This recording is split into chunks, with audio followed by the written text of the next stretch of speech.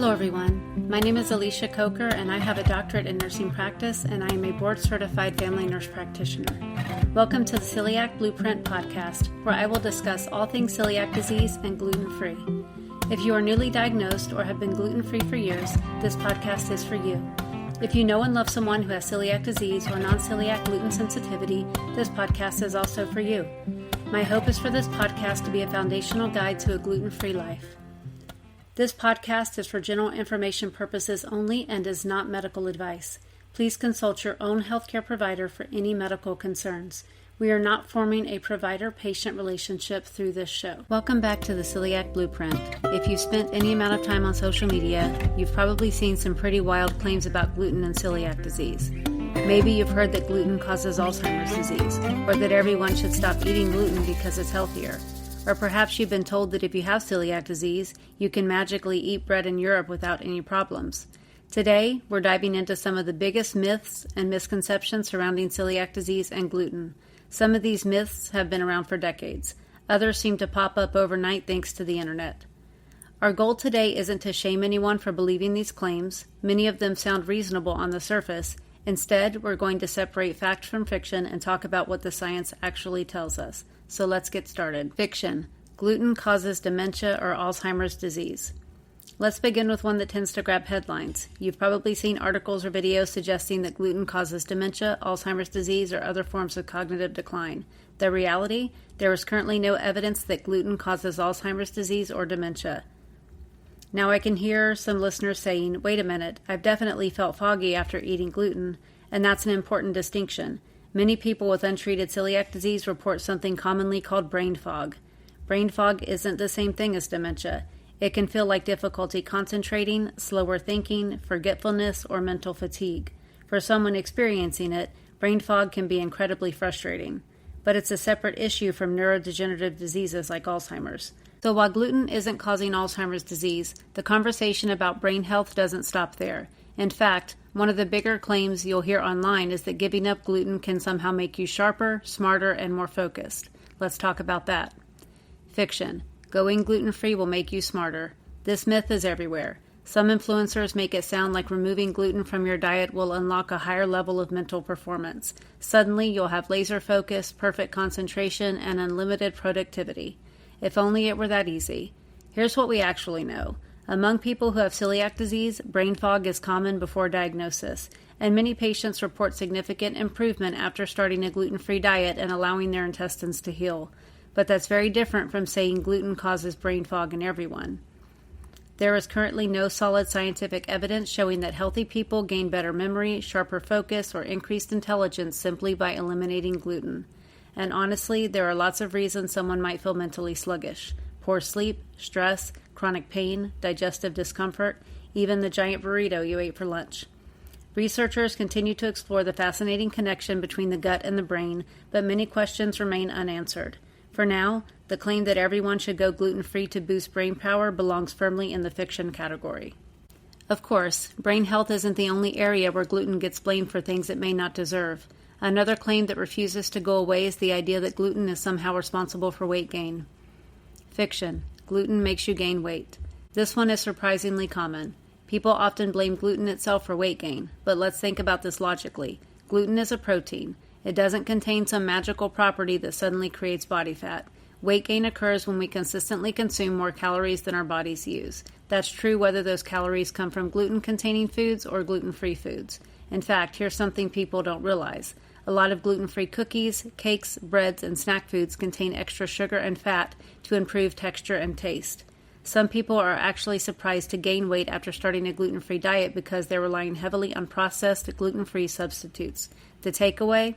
Gluten itself isn't the culprit. Overall nutrition and calorie balance matter far more. And speaking of weight, this next myth has probably delayed more celiac diagnoses than almost any other. For years, people had a very specific image of what someone with celiac disease was supposed to look like. Fiction. You can't have celiac disease if you're overweight. This myth has caused countless delayed diagnosis, as previously stated. Many people, including some healthcare providers, still picture a person with celiac disease as being thin, underweight, and malnourished. While that can happen, it's far from the whole story. Today, we know that people with celiac disease come in every shape and size. Some lose weight, some maintain their weight, and some are overweight or obese when they're diagnosed. Celiac disease doesn't affect everyone the same way. Malabsorption isn't an all-or-nothing phenomenon. Plus, someone may have been overweight long before celiac disease developed. And once a person starts a gluten-free diet and their intestine heals, nutrient absorption improves. At that point, they're dealing with the same weight management challenges as everyone else. So if you've ever been told you don't look like someone with celiac disease, you can safely ignore that myth. Once we let go of the idea that celiac disease only affects thin people, another misconception quickly comes into focus: the belief that gluten-free automatically means healthier. Fiction. A gluten-free diet is healthier for everyone. This may be one of the most persistent myths of all. Somewhere along the way, gluten-free became synonymous with healthy, but gluten-free doesn't automatically mean healthier. For people with celiac disease, a gluten-free diet is essential medical treatment. For everyone else, there is no evidence that avoiding gluten provides a general health advantage. In fact, removing gluten unnecessarily can make it harder to get enough fiber, vitamins, and minerals unless those nutrients are carefully replaced. The healthiest diet for most people includes a wide variety of foods, including fruits, vegetables, proteins, dairy if tolerated, legumes, nuts, seeds, and whole grains. The goal should be a balanced diet, not simply a gluten-free one. And that brings us to another myth that often goes hand in hand with this one. Fiction. Everyone should try going gluten-free. Not necessarily. For most people, there is little to gain and potentially some nutritional drawbacks. If you don't have celiac disease, non-celiac gluten sensitivity, a wheat allergy, or another medically indicated reason to avoid gluten, there's no compelling evidence that eliminating it will improve your health.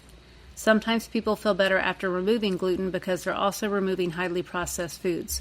That's not the same thing as proving gluten was the problem. The real question isn't, should everyone avoid gluten? The real question is, what problem are we trying to solve? And that's a much more useful conversation. We've talked about gluten as something we can eat, but what about products we use every day? Shampoos, lotions, cosmetics? Can gluten in those products actually affect someone with celiac disease? Fiction. Gluten can pass through your skin. Let's tackle one that causes a lot of confusion. You've probably seen products labeled gluten-free shampoo or gluten-free lotion, and that naturally leads people to wonder, can gluten actually pass through the skin? The short answer is no. Healthy skin is a pretty impressive barrier. Gluten isn't absorbed through intact skin, so simply touching a loaf of bread or using a lotion that contains gluten isn't going to trigger celiac disease. Now, there are a couple of important caveats. Gluten can enter through the mouth or the nose. That's why products like lipstick can be a problem, because they're easy to accidentally ingest. People who work around flour, such as bakers, may also inhale airborne flour particles. And while damaged or broken skin can allow more substances to penetrate than healthy skin, gluten itself isn't known to cause dermatitis or pediformis by soaking through the skin. Here's where things can get tricky. Many skin conditions, like eczema, psoriasis, hives, or canker sores, can flare for a variety of reasons. If someone uses a new lotion and develops irritation, it's easy to blame the gluten when another ingredient may actually be responsible. So the myth is that gluten is sneaking through your skin and causing celiac disease. The reality is that ingestion remains the primary concern. Fiction. Having celiac disease means my immune system is weak. This one surprises a lot of people. Many people hear the words autoimmune disease and assume it means their immune system isn't working properly or isn't strong enough. In reality, celiac disease is almost the opposite problem. Your immune system is extremely active, it just happens to be targeting the wrong thing. When someone with celiac disease eats gluten, their immune system launches an attack. Unfortunately, that attack damages the body's own small intestine in the process. Think of it like a smoke alarm that becomes overly sensitive. That alarm is working, but it's reacting when it shouldn't. This overactive immune response is one reason people with untreated celiac disease have a higher risk of developing additional autoimmune conditions over time. The good news is that a strict gluten-free diet removes the trigger. It helps calm that immune response and reduces ongoing inflammation. And once people understand that celiac disease is an autoimmune condition, they often start asking another question. Is this something that lasts forever, or can you eventually outgrow it? Fiction. You can outgrow celiac disease. I wish this one were true. Parents especially ask this question when a child is diagnosed. The answer is no. Celiac disease is a lifelong autoimmune condition. Now, some people stop having noticeable symptoms after accidental gluten exposures. Others may never have had obvious symptoms to begin with. That's where the confusion comes from. Someone might eat gluten, feel completely fine, and assume they've somehow outgrown the disease. But symptoms and damage are not the same thing. Even when there are no immediate symptoms, gluten can still trigger an immune response and damage the small intestine. In other words, feeling fine doesn't necessarily mean everything is fine. That's why lifelong adherence to a gluten-free diet remains the standard recommendation. That lifelong aspect of celiac disease brings us to another myth, one that causes a lot of confusion after diagnosis. If gluten is causing damage, shouldn't you always know immediately when you've been exposed? Fiction. If I eat gluten, I'll know right away. This myth creates a lot of confusion within the celiac community. Many people assume that if gluten causes damage, everyone should feel sick immediately after eating it. But that's not how celiac disease works. Some people experience symptoms within hours. They may develop bloating, abdominal pain, diarrhea, nausea, or even vomiting. Others feel nothing at all. Remember, many people were diagnosed with celiac disease despite having few or no symptoms in the first place. The immune reaction begins after gluten exposure, but the damage to the small intestine develops over time. In fact, it can take days, weeks, or even months before changes become visible on an intestinal biopsy. So if someone says, I ate gluten and felt fine, that doesn't necessarily mean no harm was done. Symptoms are one piece of the puzzle, they're not the whole story. Now, whenever gluten enters the conversation, it doesn't take long before people start talking about wheat itself. Specifically, many wonder whether modern wheat is somehow responsible for the growing number of celiac diagnoses. Fiction. Celiac disease is increasing because modern wheat is different. This is one of those theories that sounds convincing at first. The argument goes something like this. Today's wheat has been genetically altered, contains more gluten, and that's why we're seeing more celiac disease. But the evidence doesn't really support that conclusion. Researchers have looked closely at whether modern wheat breeding is responsible for the increase in celiac disease, and so far the data doesn't point in that direction. What's fascinating is that celiac disease isn't new at all, as we've discussed previously. Historical descriptions of the condition date back nearly 2,000 years. What's changed is our ability to recognize it. Providers are better at diagnosing celiac disease. Blood tests are more widely available. Endoscopy is more common. And awareness is dramatically higher than it was a few decades ago. Could there be environmental factors contributing to the rise? Possibly. Researchers are still investigating. But blaming modern wheat alone oversimplifies a much more complicated story. While researchers continue to investigate why celiac disease appears to be more common today, one thing we do know is that genetics play a significant role, and that leads us to a myth that affects many families. Fiction. If my symptoms are different from my family members, I can't have celiac disease. This is a dangerous myth because it delays diagnosis. Let's say your sister has celiac disease and experiences severe digestive symptoms. You don't have stomach problems at all. It's easy to assume you couldn't possibly have the same condition, but celiac disease doesn't read the textbook. There are more than 250 documented symptoms associated with celiac disease. One person may have diarrhea, another may have migraines, someone else may struggle with infertility, anemia, joint pain, brain fog, or osteoporosis, and some people have no symptoms whatsoever. Even within the same family, celiac disease can look completely different. What matters isn't whether your symptoms match your relatives' symptoms. What matters is that relatives of people with celiac disease are at a significantly increased risk themselves. That's why experts recommend that family members get tested, even if they feel perfectly healthy. Once someone receives a diagnosis, another set of myths tend to emerge, especially around food and travel, and perhaps none is more persistent than the idea that people with celiac disease can somehow eat bread safely in Europe. Fiction. I have celiac disease, but I can eat bread in Europe. This myth refuses to die. Some version of it pops up online every few months, it seems. You'll hear people say, I can't eat bread in the United States, but I can eat it in Italy. Here's the reality. Gluten is gluten.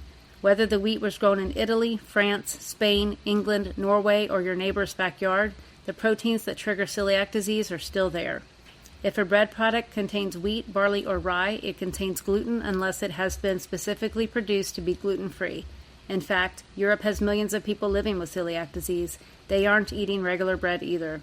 So while European bread may taste amazing, it isn't magically safe for people with celiac disease. Unfortunately, European bread isn't the only bread-related myth floating around.